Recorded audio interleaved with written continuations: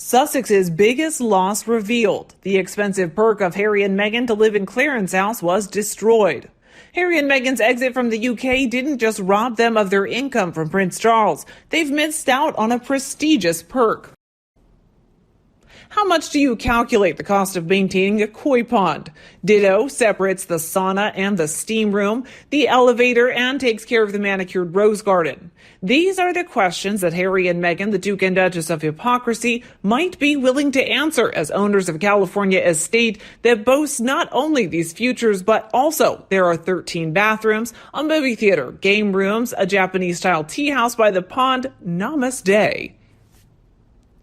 As it turns out, retreating from the regal life comes with a hefty price tag. Literally.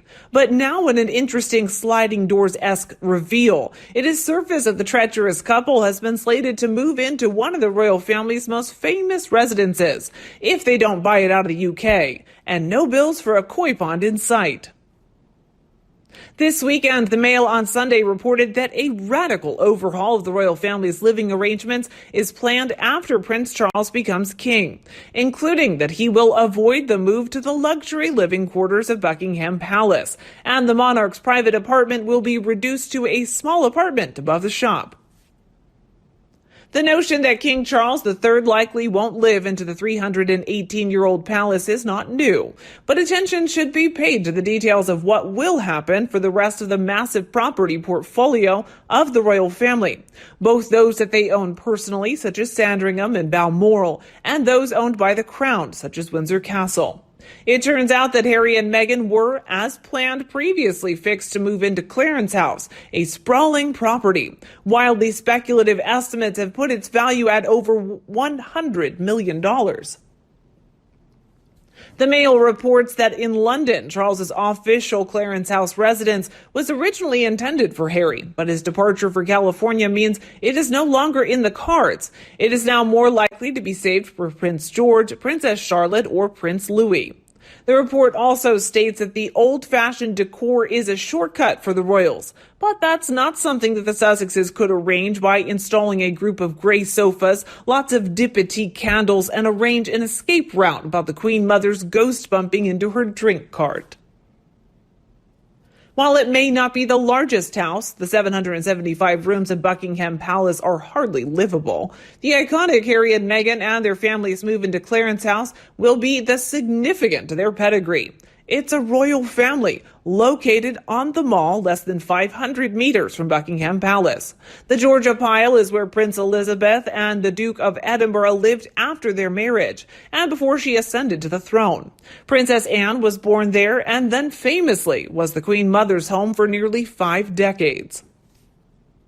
When she died in 2002, it became Charles's official residence in London, and where he welcomed foreign heads of state, including former U.S. President Donald Trump. It is also the location where William and Kate, now the Duke and Duchess of Cambridge, did a television interview about their engagement in 2010. This Clarence House news raises an interesting point, which is the list of glittering, non-buyable perks that the Sussexes and their children would have enjoyed if they hadn't decided to call it quits and quit one's job. Take the new royal yacht. Earlier this year, British Prime Minister Boris Johnson announced plans to replace the royal yacht Britannia to a resounding, huh? Chorus. Buckingham Palace was quick to say it was not concerned with this expensive floating PR disaster, with a source telling the Times, Charles doesn't want that. William has no interest in it. However, Mr. Johnson has moved on, and the $280 million thing will set sail and be operational by 2025, according to the Telegraph, at which point the royal family will be able to use the floating gin palace for business officials. Even before it gets out of the way, the flagship ship will instantly become the most exclusive yacht in the world. If Harry and Meghan do stay in the royal family, they will also be able to use the massive 125-meter fortune when they go out and represent the Queen. No matter how many times Jeff Bezos or Roman Abramovich may lend the Sussexes their seafaring monstrosity, nothing can rival the prestige of aboard this addition to the flagship British Navy. Likewise, there is the jewelry situation. One of the great unknowns about the House of Windsor is just how large their collection of sparkling gems really is, as it includes, as well as their possessions, the privately owned parts of the family. Family and those belonging to the crown, only a small selection of the most historically important works are on display at the Tower of London. The Queen lends clothes to female family members for life, with the understanding that no one else is allowed to wear them. She regularly creates other pieces in recognition of hard work. For example, when the Queen lent Kate a pair of Bahrain diamond and pearl earrings, which had been given to the Queen on her wedding day, to wear in her wedding gown, the funeral of the Duke of Edinburgh in April. We'll never know what glitter the 95-year-old monarch may have planned to lend the Duchess of Sussex. While Meghan inherited a number of items belonging to Diana, Princess of Wales, including the diamond butterfly earrings, a sparkling aquamarine ring, and potentially matching bracelet, and a Cartier watch in gold. It is highly unlikely, if not impossible, that she will never be granted access to these countless, priceless puzzle pieces. After staging her dramatic exit, the royal collection could very well be the limit for Meghan. But what is Crown's art collection, arguably one of the largest in the world? Why? I'm glad you asked. Members of the royal family were allowed to borrow pieces from the 7,500-piece collection, including the old masters for their walls. In 2016, William and Kate made headlines when Barack and Michelle Obama visited them at their Kensington Palace apartment, and official photos revealed one of the pieces they'd selected from the collection was a 17th century Dutch painting called the Negro Page. Once again, immersing yourself in this Aladdin cave artwork is now unquestionable for Harry and Meghan. Then there is the question of possibly that they'd given away tens of millions of pounds.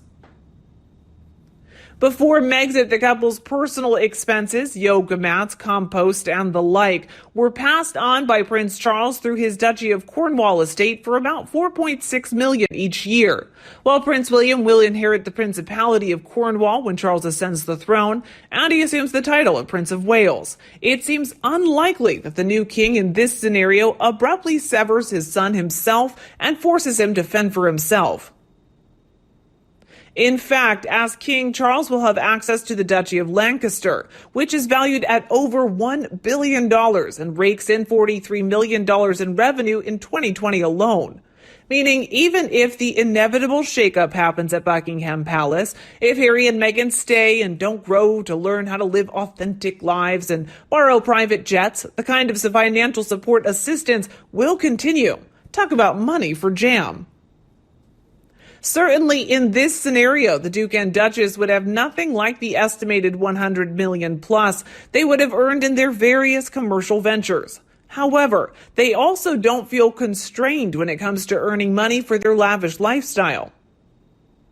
According to Debrett's, money is the oil that lubricates the wheels of society. But oil is filth, and we should wash our hands before appearing in polite company. Pretty, but that's easy to say for those who don't need to find flour to maintain a functioning koi pond for the rest of their lives.